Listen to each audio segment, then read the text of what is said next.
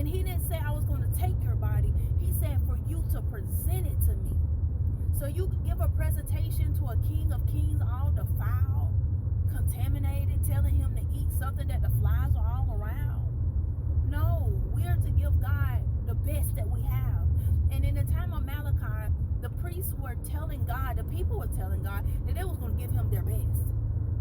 That they was promising him the best. And what they was giving him was very defiled. And God began to tell them, he says, well, give these things to your priests. Give this to, he said, give these things to your governors.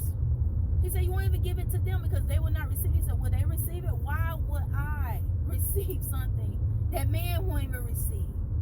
We're asking for a holy God that will consume the sacrifice of our bodies to take inside of himself unholiness.